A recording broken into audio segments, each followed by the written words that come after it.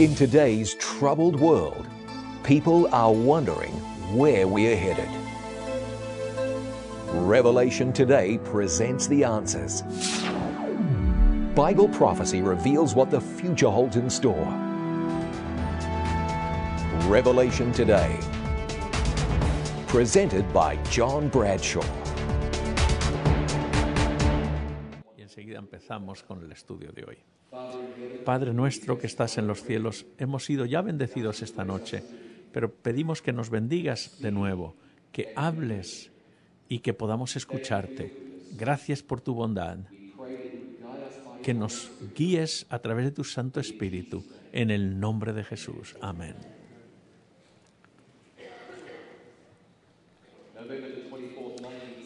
En noviembre de 1971, justo la noche antes de Thanksgiving, del Día de Acción de Gracias, un hombre que se llamaba Dan Cooper se subió en un avión, compró su ticket y se subió en un avión que salía de Portland, en Oregón, y se sentó en la fila 18, iba vestido oscuro, con corbata y con gafas oscuras, nunca se las quitó. Y cuando se subió al avión le dio a la aeromoza una nota, ella lo puso junto con otras, pero decía en la nota: lo que tengo es una bomba y este avión ha sido secuestrado. Así que fue a verlo y efectivamente en la cartera llevaba varios cilindros y con alambres, y obviamente ella pensó que sí, efectivamente era una bomba. Entonces dijo que quería $200,000 y 4 paracaídas, y entonces pararon en Seattle, donde dejaron a todos los pasajeros, a los 36 pasajeros, y entonces él dijo: ahora vamos para México. Y dijo: no tenemos suficiente combustible para llegar a México. Entonces decidieron parar en Reno, Nevada, echar gasolina para continuar. Pero antes de llegar a Reno, en la cabina vieron que se prendió una luz de que la puerta de atrás de ese avión se había abierto, y cuando llegaron a Reno, efectivamente, la puerta había sido abierta y el hombre se había ido con el dinero y con los paracaídas. Se saltó desde 10,000 pies de altura en una tormenta. La pregunta es: ¿qué le pasó a Dan Cooper? ¿Qué le pasó? En 1980, 10 años después, un niño de 8 años encontró $6,000 a la orilla del río Columbia, lo que hizo que muchos pensaran que él murió. Se encontraron ciertos restos de esto, del otro, pero nunca se encontró evidencia de que haya vivido o de que haya muerto. El caso todavía está abierto por el FBI.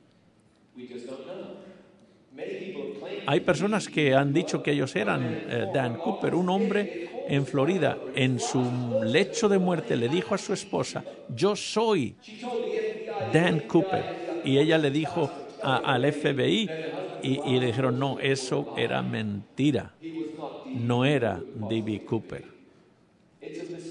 Es un misterio y no sabemos la identidad de este hombre. Pero cuando venimos a la Biblia, encontramos que va a haber un grupo de personas cuya identidad es un misterio también para muchas personas. ¿Quiénes son los 144,000? ¿Qué es lo que se supone que hacen? ¿Qué es lo que Dios quiere que hagan? ¿Por qué están haciendo lo que están haciendo aquí en la tierra? Bueno, para saber quiénes son y lo que hacen, tenemos que ver en primer lugar quiénes son. Así que vamos a la Biblia y vamos a abrir en Apocalipsis capítulo 7. Y vamos a empezar a estudiar de este grupo misterioso. Después de esto, vi a 4 ángeles en pie sobre los 4 ángulos de la tierra, que tenían los 4 vientos de la tierra, para que no soplase viento sobre la tierra, ni sobre el mar, ni sobre ningún árbol. Y vi también a otro ángel, que subía de donde sale el sol y tenía el sello de Dios, y clamó a gran voz a los 4 ángeles, a quienes se les había dado el poder de hacer daño a la tierra y al mar, diciendo: no hagáis daño a la tierra, ni al mar, ni a los árboles, hasta que hayamos sellado en sus frentes a los siervos de nuestro Dios. Y hoy el número de los sellados, 144.000 sellados de todas las tribus de los hijos de Israel. Así que eran 12.000 de las 12 de cada tribu de Israel. 12.000 por las 12 tribus, 144.000. Ahora en Apocalipsis 14 dice, aquí está la paciencia de los santos, los que guardan los mandamientos de Dios y la fe de Jesús. Así que este es un grupo que no recibe la marca de la bestia. Este es un grupo de los santos de los últimos días. Y lo primero que tenemos que saber es que estos 144.000 guardarán los mandamientos de Dios. ¿Quiénes son estos 144.000? Estos 144.000 judíos, puesto que dice que son de las tribus de Israel. 12.000 de las tribus de Israel. ¿Qué quiere decir eso? Vamos a intentar entender esto acerca de los judíos. Esta idea judía. Vamos a ver.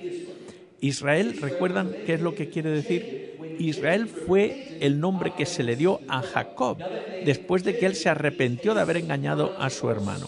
Porque Jacob quiere decir el tramposo. ¿Ok?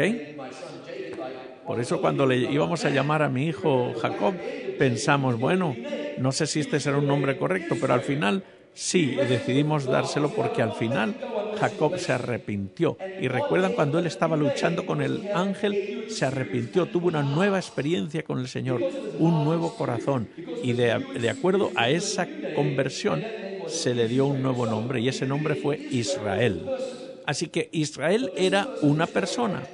Pero esta persona Israel tenía 12 hijos y ellas fueron se convirtió después en la nación de Israel. Israel, para empezar, era un individuo, pero después de esto Israel fue una nación. ¿Qué dice la Biblia acerca de Israel? En Éxodo 4 dice, Israel es mi hijo, mi primogénito. Eso es lo que dice Dios acerca de Israel. Es como su hijo, su primogénito. ¿Para qué levantó Dios a Israel? Con un propósito especial. Fue levantado para que fuese una nación santa, para que a través de Israel, el amor de Dios pudiera ser demostrado a todo el mundo, para que el mundo viera cómo es cuando un pueblo obedece a Dios.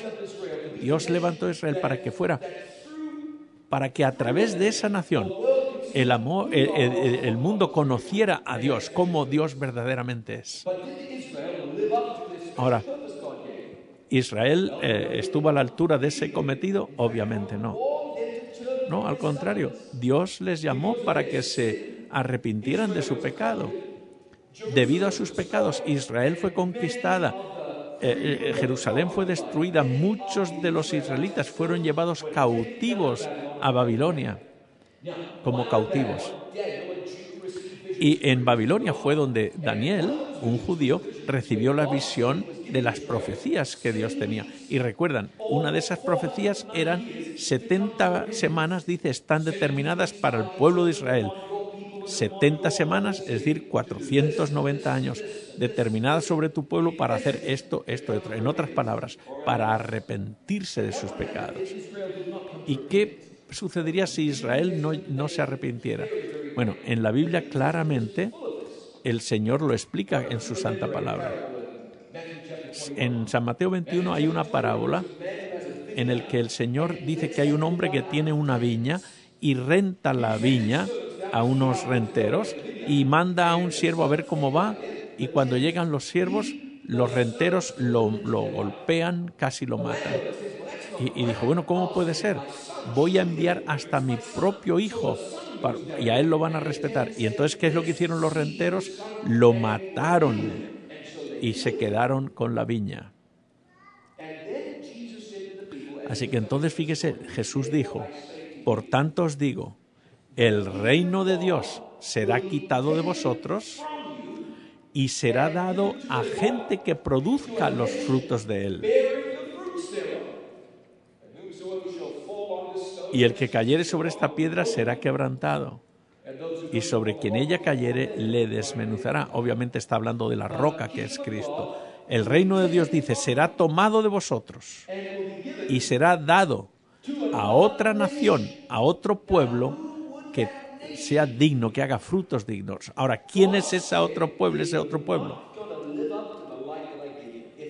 Dios dice, si no vas a seguir mi voluntad, si no vas a hacer lo que yo te he dicho, entonces va a haber otro pueblo, otra nación que va a ocupar tu lugar. Así que vamos ahora y vamos a ir hacia atrás, rebobinar hacia atrás.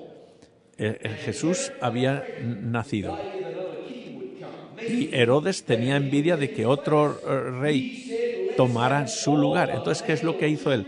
Mandó matar a todos los niños. ¿Recuerdan?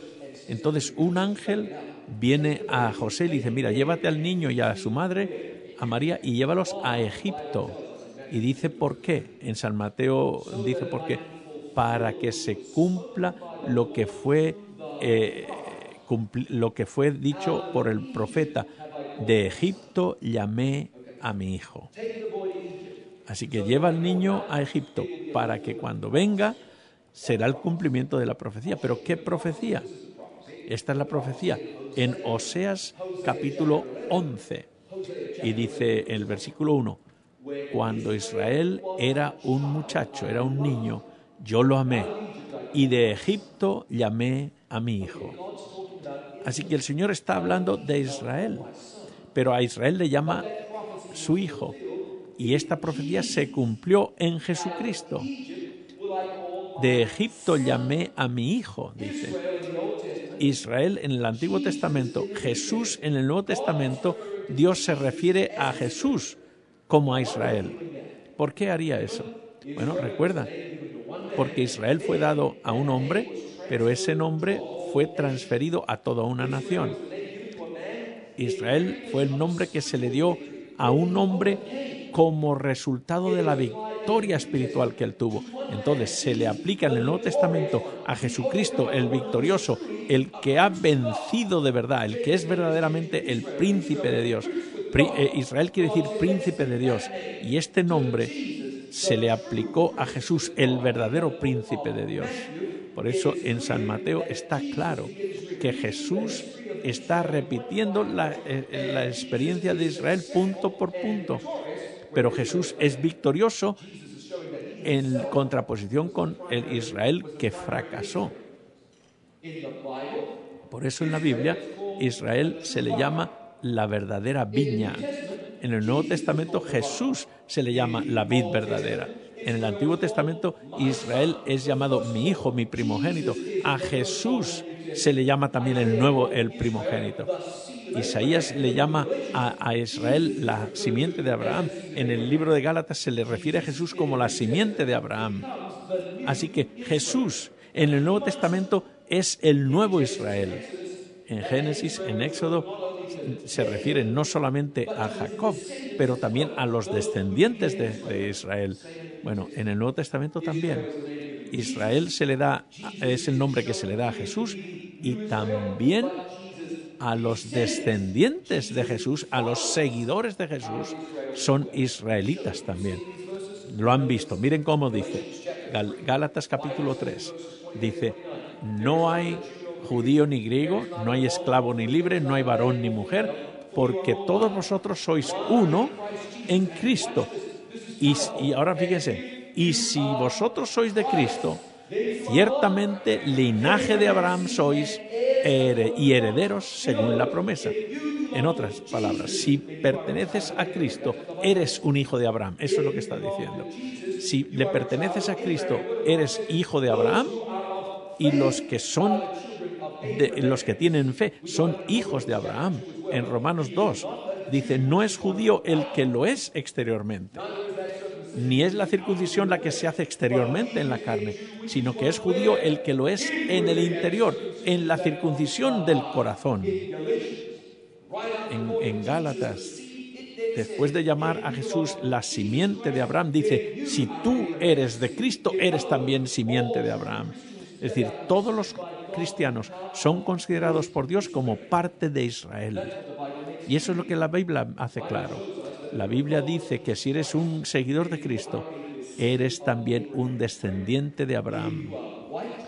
No importa si eres blanco, negro o entre medio, si eres amarillo, asiático, latinoamericano, no importa si eres un creyente en Cristo, eres descendiente de Abraham, eres parte del Israel de Dios.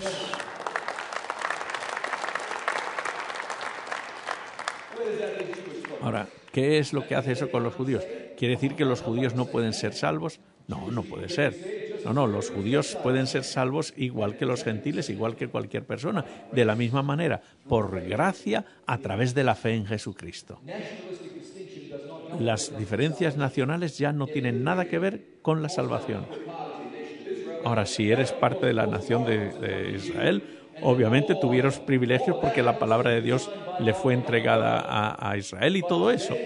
Pero hoy día, por la nacionalidad, no te ayuda para nada para la salvación. Solo hay una cosa que cuenta para la salvación, que es fe en la sangre de Cristo nuestro Salvador. Si tienes eso, tienes todo lo que necesitas. No importa si eres judío, gentil, esto o lo otro. Somos salvos por la gracia a través de la fe. Y esto es para todos igual. Solo hay una manera y es a través de Jesucristo. San Pablo dice en el capítulo 9 de Romanos, no todos los que descienden de Israel son israelitas. Es interesante, dice, no todos los que descienden de Israel son israelitas. En 1 Corintios dice que Israel, hay un Israel de la carne, es decir, un Israel material, es decir, los que son étnicamente judíos, de raza judía.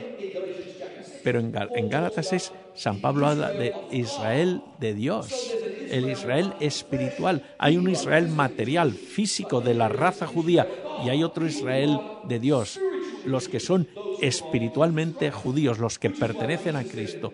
Por eso en Juan 8:39 dice, si fueseis hijos de Abraham, las obras de Abraham haríais. Es decir, que aquí estas personas, estos fariseos que eran tan orgullosos de que pertenecían al pueblo judío, el Señor le dice, mira, si fuerais de verdad, yo era uno que fui fariseo, que nací en esto, y dice el Señor, nada de eso cuenta.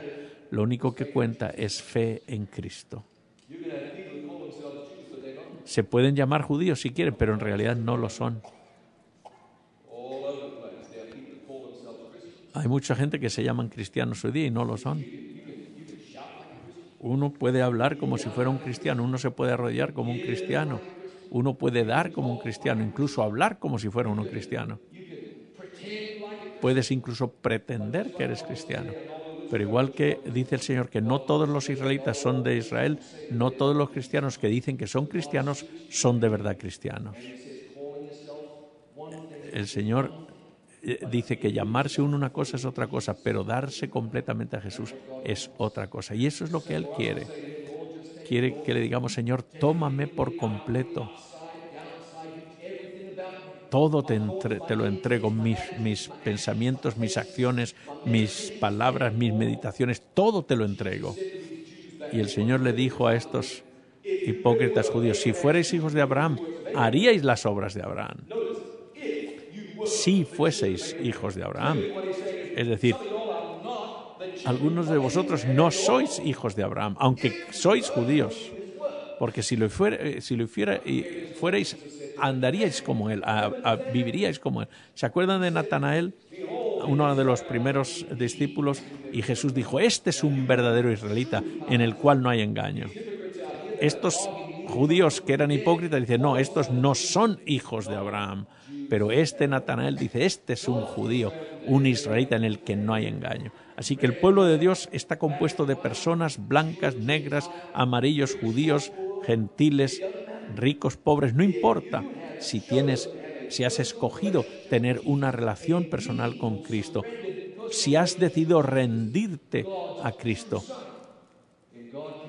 Por eso el Señor, si lo haces, te considera parte del Israel de Dios. Dios te incluye en ese país, en esa nación escogida. ¿Y qué acerca de las promesas que Dios le hizo a Israel? Bueno, claro, Dios le hizo muchas promesas. Algunos piensan que Israel va de nuevo a resurgir. Si yo le prometo a mi hijo que vamos al parque, vamos.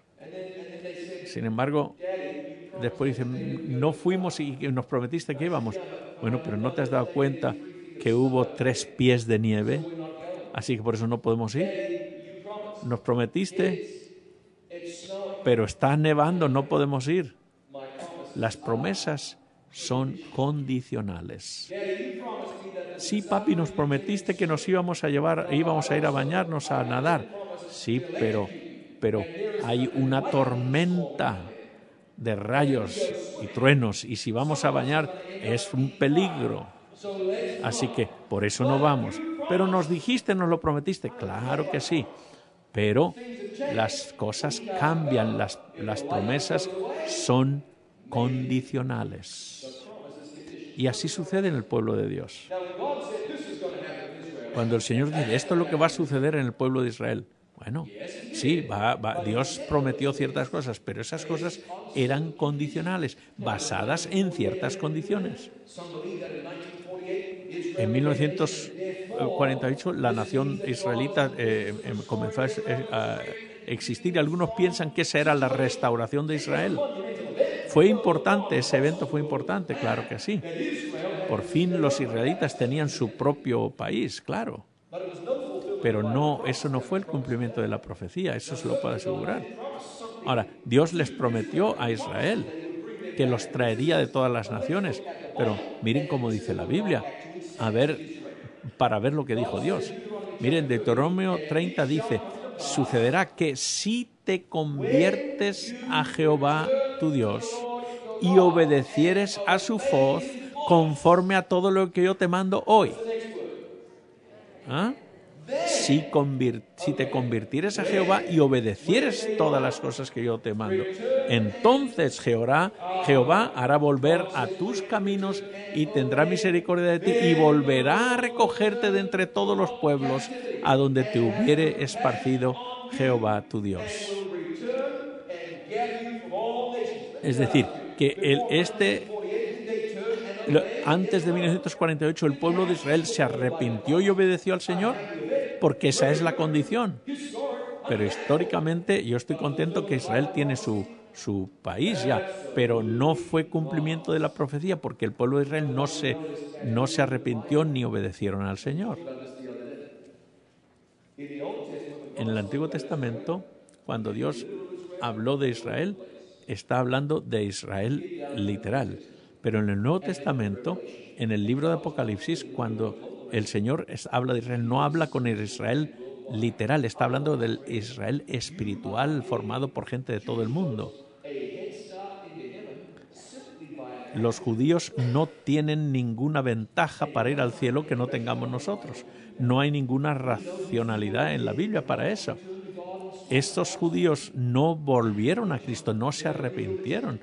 Ahora hay gente que dice que van a reconstruir el templo. Bueno, sí, hay gente que dice eso, pero bueno, que lo hagan si quieren, a mí no me importa. Pero una cosa está clara, y ya les he dicho esto, que Dios quiere que levantemos nuestra vista de la tierra, no del santuario del templo en la tierra, sino hacia el santuario celestial, donde tenemos un sumo sacerdote, Jesús, que está intercediendo por nosotros.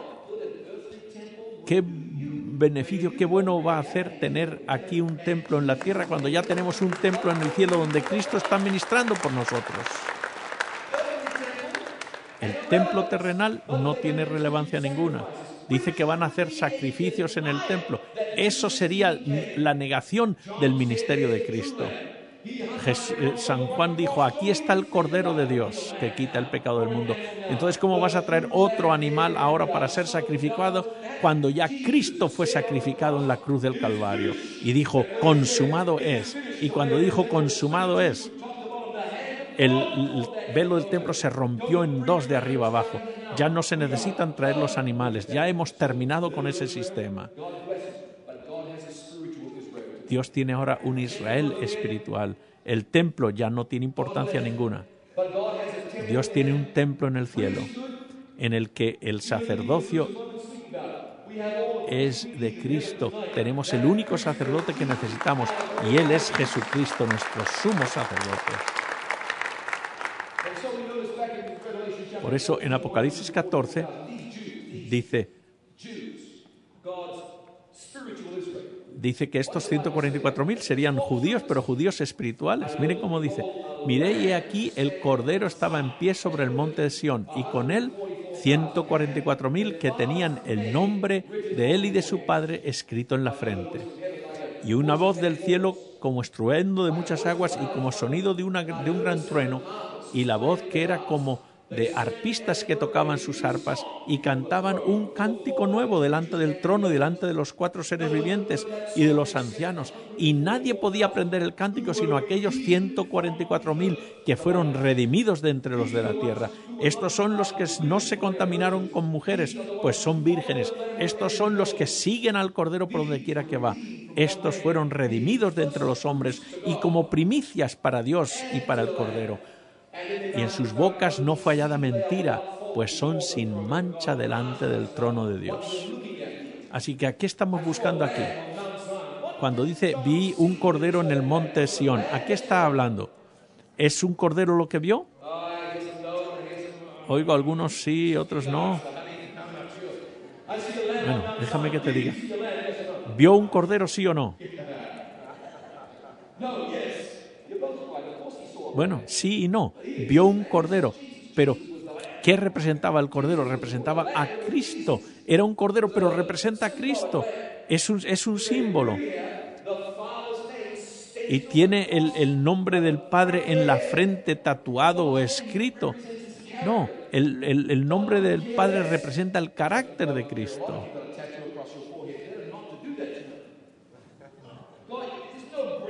No se necesita tener el nombre escrito exteriormente en la mente. En la frente se trata de tener el carácter de Dios en tu mente, en tu corazón. Fueron redimidos de la tierra. No se contaminaron. ¿Qué quiere decir? Que eran espiritualmente puros. La persona que se ha casado no se ha contaminado. El matrimonio en la Biblia no es algo malo, al contrario, dice que el matrimonio es algo santo, algo bueno. Pero esto se está hablando de que no se contaminaron con mujeres, porque en la palabra de Dios la mujer representa a la iglesia. Es decir, estos no se han mezclado con enseñanzas erróneas de estas iglesias. Se han dado completamente al Señor, son puros espiritualmente. Y dice, sin mancha. ¿Puede haber que haya alguien sin mancha? Bueno, no humanamente hablando, pero los que han aceptado a Cristo han sido limpiados por Cristo. Todo queda atrás, los pecados quedan eliminados. Estas personas tienen el carácter de Dios en sus mentes.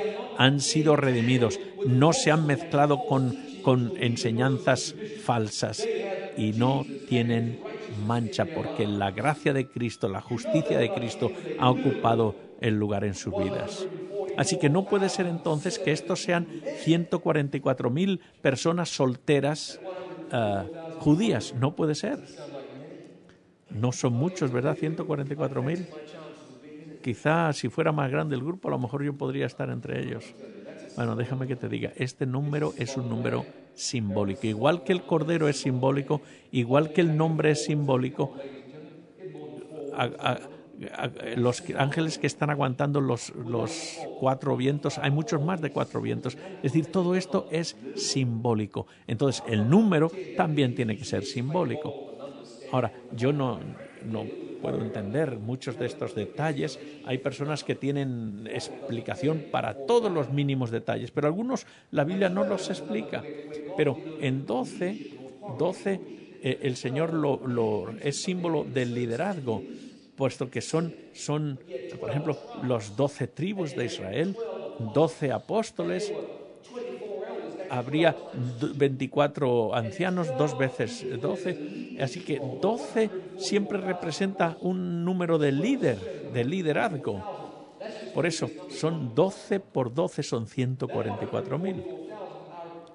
Así que esto tiene que ser un número simbólico de lo que puede hacer Dios con aquellas personas que han sido selladas con el sello de Dios, es decir, los que no han tenido la marca de la bestia. Así que están viviendo en los últimos años de la historia del mundo y han ganado la victoria sobre el pecado, por eso tienen un nuevo cántico en su vida. Nadie ha podido tener esa experiencia, excepto ese grupo que han vivido los últimos momentos críticos de la historia del mundo y han sido sellados con el sello de Dios porque estaba todo el mundo en contra de ellos, pero ellos se han mantenido fieles, igual que Sadrach, Mesach y Abednego, que se han mantenido fieles, no importa las dificultades, aunque los poderes del infierno han intentado que se comprometieran su fe, pero ellos se han mantenido fieles al Señor, porque se han mantenido fieles en un tiempo difícil como nunca antes, y cantan un cántico nuevo, es decir, han tenido una experiencia única, han sido sellados, no marcados con la marca de la bestia. Estos 144.000 estarán vivos y listos para encontrar a Jesús cuando Él regrese. Obviamente no incluye a los muertos en Cristo. Ahora, los muertos en Cristo, todos van a ser resucitados y entonces juntos iremos todos al cielo. Dios quiere que seas parte de ese número. Dios quiere que tú seas parte. Yo no soy judío. Sí, tú eres judío. Judío espiritualmente. Puede ser el judío más negro que haya vivido. Puede ser el más blanco que haya vivido. Puede ser el más asiático, chino, judío. Pero Dios no depende de nacionalidades, igual que nosotros tampoco. Si tienes fe en Cristo, para acercarte y aferrarte a Cristo, eres parte del Israel espiritual y parte de los 144.000 que están listos para recibir al Señor cuando vienen las nubes de los cielos. Dios nos considera parte de la familia real de Dios. Si tú te aferras al Señor, vas a ser parte de esa élite, ese grupo que ha tenido una experiencia como ningún otro. Van a vivir en un tiempo que nadie ha vivido antes. Estos que se han comprometido con el Señor, listos para encontrar al Señor cuando Cristo viene. En la segunda venida, el Señor va a tener un Israel moderno. Y mi amigo, ese eres tú y soy yo por la gracia de Dios. Yo quiero verte que estás listo, preparado para cuando venga el Señor. Ahora, el Israel moderno de Dios, no, el Israel en aquella época, tenían responsabilidades importantes, solemnes. Tenían que vivir cuando vivían el día de la expiación. El día de la expiación era un tiempo de arrepentimiento, de confesión.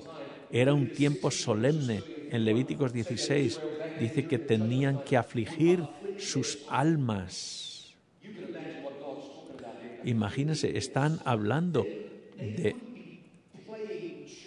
No podían estar pretendiendo y estar listos para esperar el juicio. No, tenían que estar serios, tenían que tomarse las cosas en serio.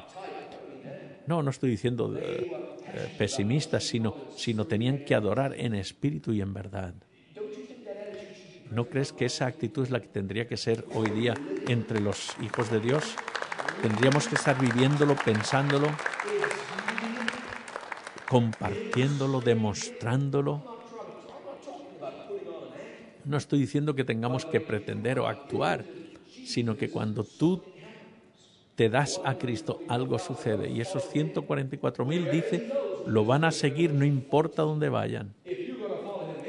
Si lo vas a seguir en el cielo, tienes que empezar a seguirlo aquí en la tierra.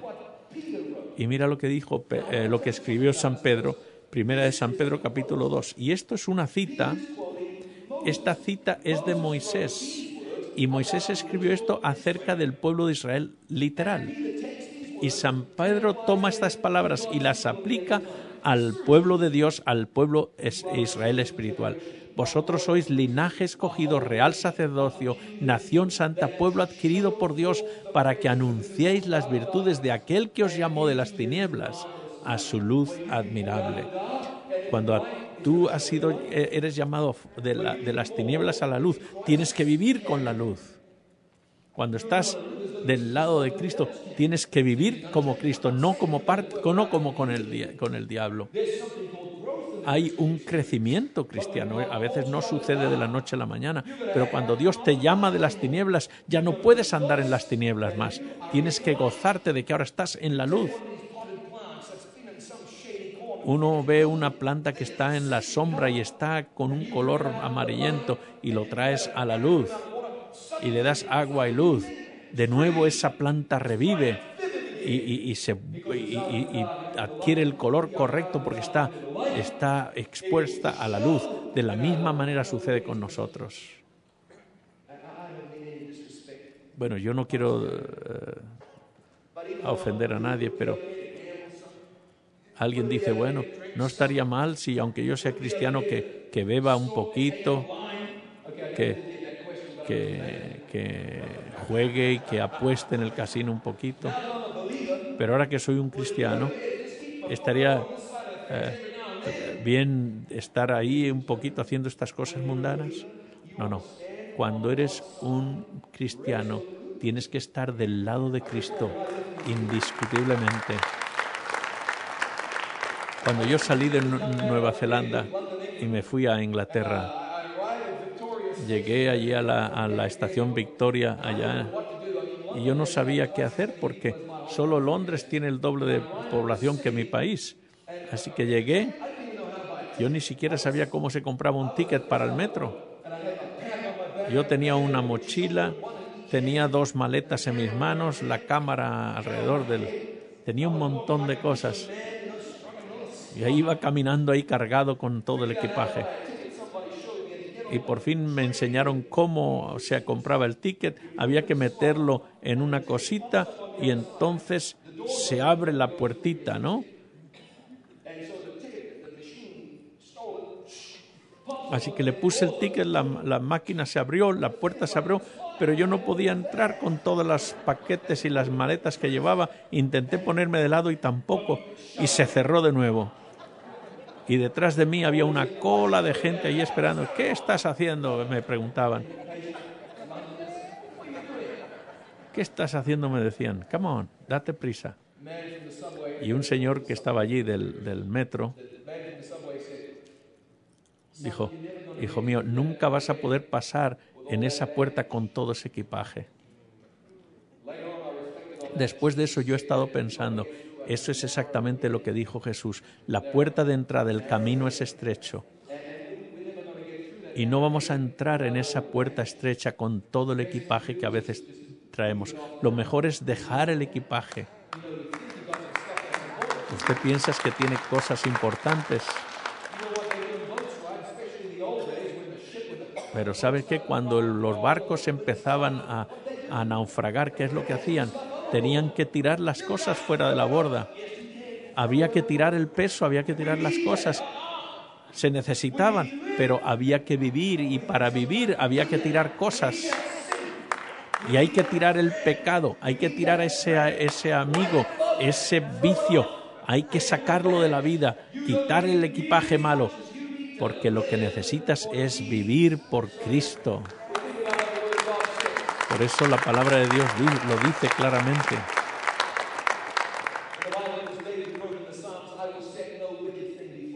Dice en el Salmo, dice, no miraré cosas malas, cosas violentas. Y tú vas a casa, después de estar en la iglesia, he estado en Apocalipsis hoy, qué bien he estado, me he gozado con el Señor. Y ahora agarras el remote de la televisión, el control remoto, y empiezas a ver esas películas. No. Dice, no veré cosas malas, verán mis ojos. Es triste que estos 144.000, yo quiero que este sea un grupo que muestre cuál es el poder de Dios. Y te voy a dar gracia para vivir y ser un ejemplo. Quiero que seas un ejemplo, un modelo de lo que Dios puede hacer. Y nosotros a veces nos confundimos con las cosas que el diablo nos produce a través de las películas de Hollywood y de todo eso. No hay nada malo en ver It Is Written en televisión. Eso es bueno, escrito está, claro que sí. Pero fíjense, hace poco leí que tomaron dos grupos de estudiantes, de niños, a unos los pusieron a ver solamente caricaturas en la televisión. Es uno de esos caricaturas muy populares. Y entonces al otro grupo le pusieron a colorear, a hacer artes manuales. Y después de eso les dieron un examen. Y los que estuvieron viendo las caricaturas, las persecuciones y la violencia, no se pudieron concentrar y responder el examen. Pero aquellos niños que estaban coloreando, relajados, eran los que estaban más inteligentes y cuyas mentes trabajaban mejor. Y no estamos hablando de niños nada más. Obviamente, estamos hablando para los adultos también. Y los adultos a veces ven cosas terribles en la televisión. No hay que ver cosas malas con nuestros ojos. En 2 Corintios dice, por tanto, todos mirando a cara descubierto como en un espejo la gloria del Señor, somos transformados.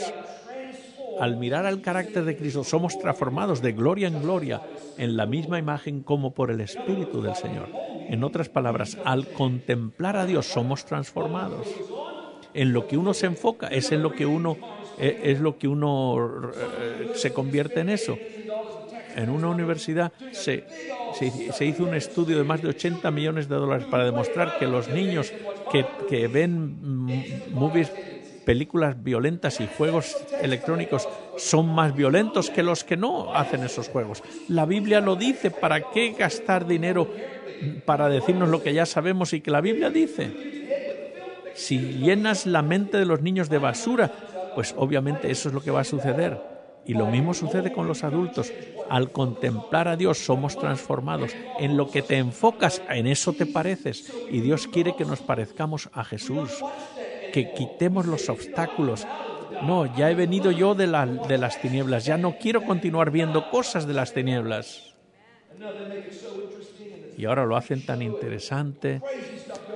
Hay cosas alocadas en televisión, pero el Señor quiere que no veas esas cosas. ¿Jesús vería esas cosas? Esa es la pregunta que uno tiene que hacerse. Y después, ¿qué de acerca de la música? No estoy diciendo, nada más estoy advirtiéndoles. En San Mateo 4 dice, ten cuidado con lo que oyes. No sé si se está refiriendo a eso, si se refería a la época de antes, pero el principio es el mismo. ¿Se acuerdan de los Beatles cuando decían, yo quiero agarrar tu mano, quiero tomarte de la mano? Hoy día ya no son las canciones de ese estilo. Ahora la música glorifican la lujuria, las cosas malas, los actos criminales, la violencia, adulterio, todo tipo de perdición. Esa música no te puede preparar para estar entre los 144.000. Esa música no te va a ayudar a elevar tu corazón. No, el Señor quiere que te enfoques en lo bueno. Si aplicas esto en tu vida, estás seguro en el camino correcto. Todo lo que es verdadero, todo lo honesto, todo lo justo, todo lo puro, todo lo amable, todo lo que es de buen nombre, si hay alguna virtud, si algo digno de alabanza, en esto pensad. Yo sé que como humanos tenemos luchas, tenemos tentaciones. Hemos heredado muchas de estas cosas malas, pero Cristo puede ayudarte a vencer sobre estas cosas, que tengas la mente del cielo.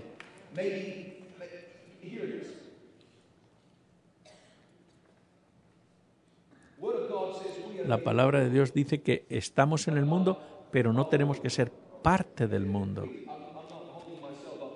No, yo no quiero que ustedes creen que yo soy un ejemplo. Pero lo que algunos hacen es que buscan la línea entre el mundo y la iglesia y se ponen tan cerca del borde como posible, como pueden.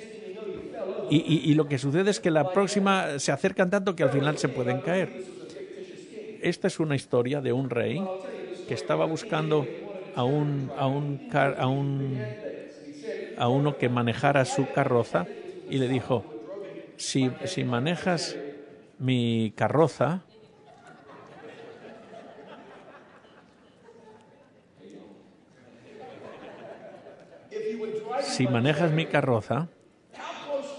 ¿cuán cerca de la orilla del precipicio me puedes llevar?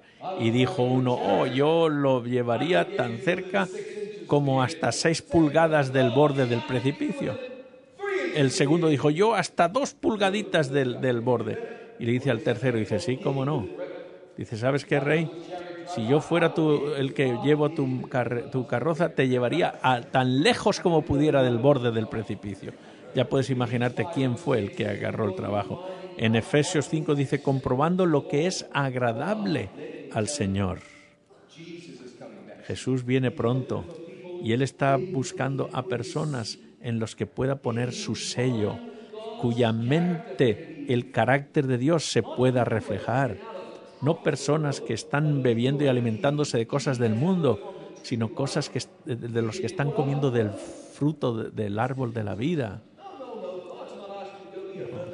Dios no quiere que seas un ermitaño allá en el pueblo, en el campo, pero generalmente el Señor no te pide eso.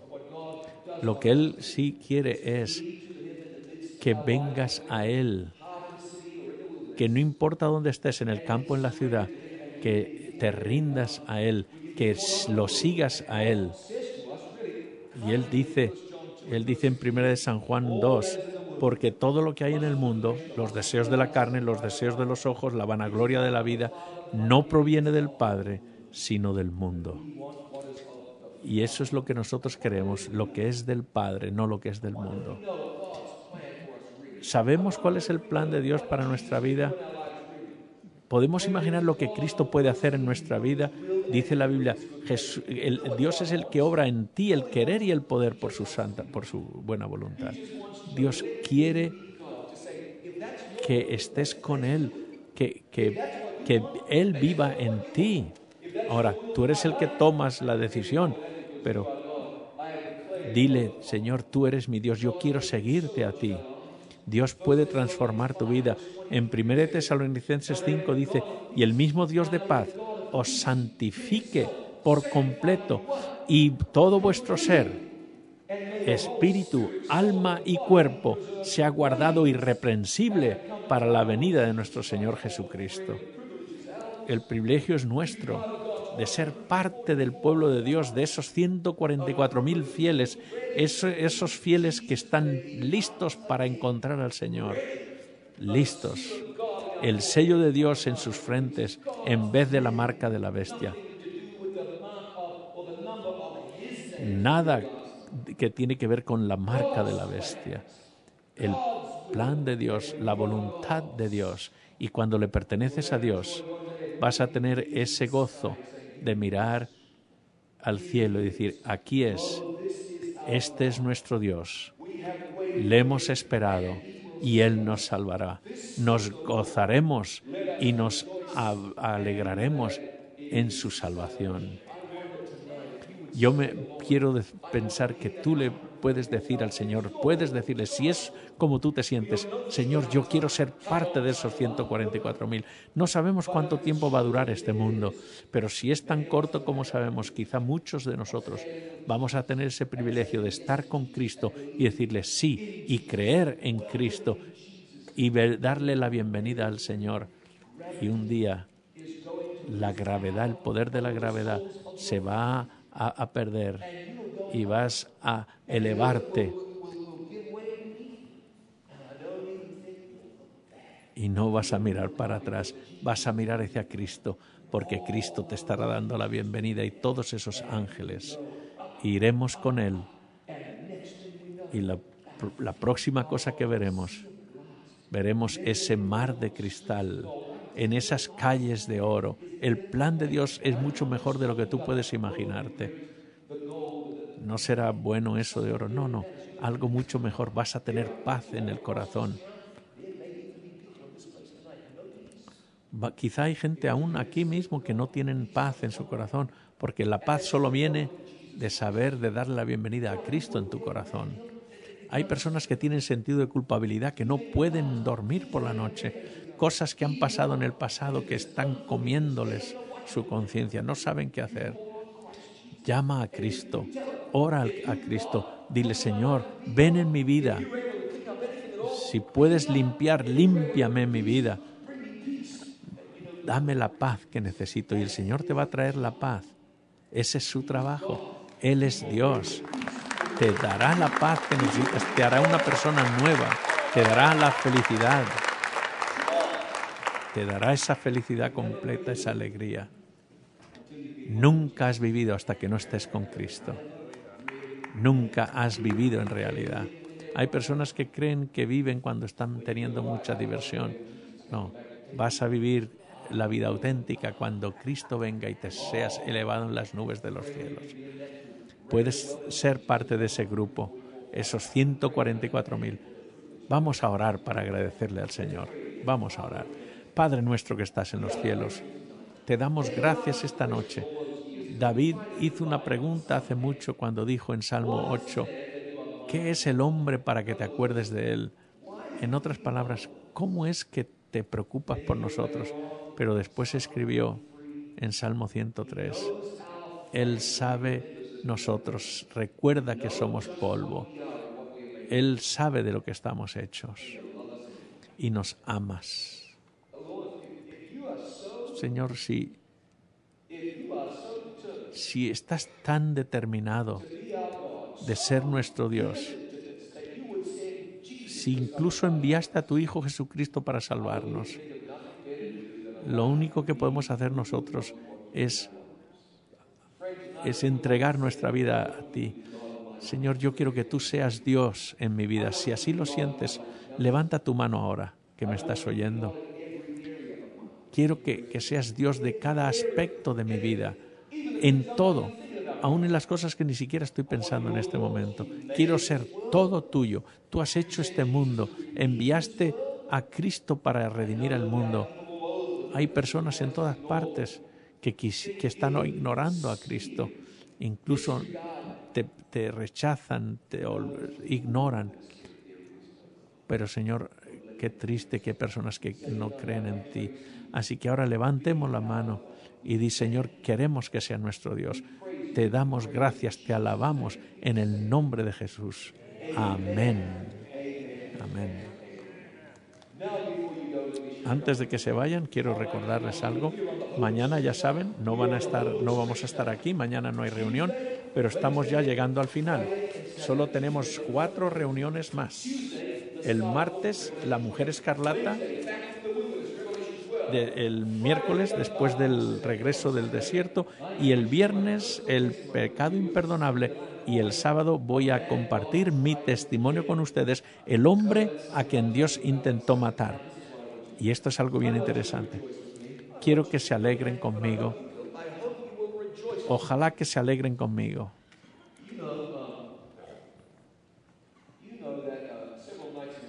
Unas cuantas noches atrás hablamos del bautismo, ¿se acuerdan? Hablamos sobre el bautismo. Y obviamente no podemos hablar de algo. Y saben que hubo más de 100 personas, hubo más de 100 personas que decidieron darle su vida al Señor a través del bautismo.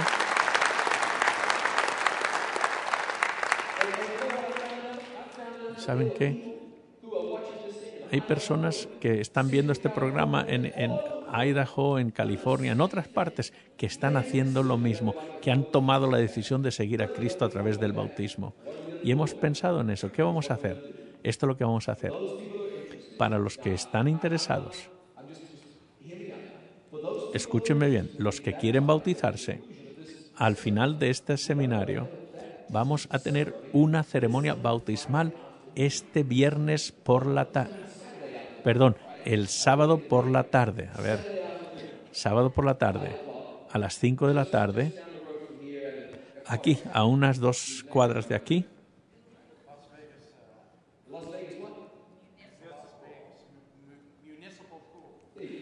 en Las Vegas, en la piscina, la alberca municipal de Las Vegas, aquí a 2 cuadras de aquí.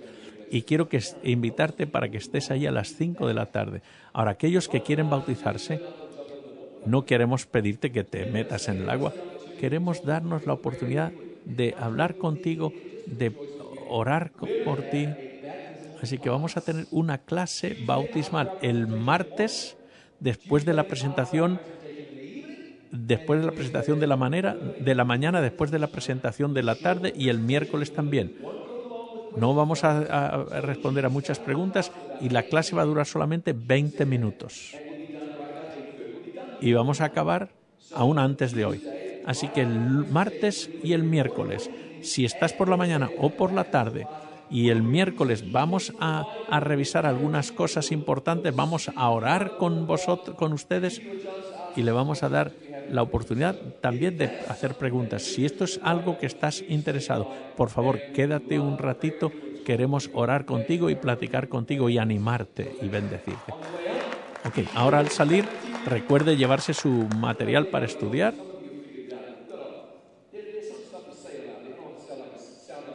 No quiero parecer un vendedor, pero hay algunas cosas que quizá quieres comprar. Hay DVDs, hay libros importantes. Mira observa lo que quieras. Ojalá que el Señor te ayude. Buenas noches, que el Señor les bendiga. Nos vemos pronto. Buenas noches.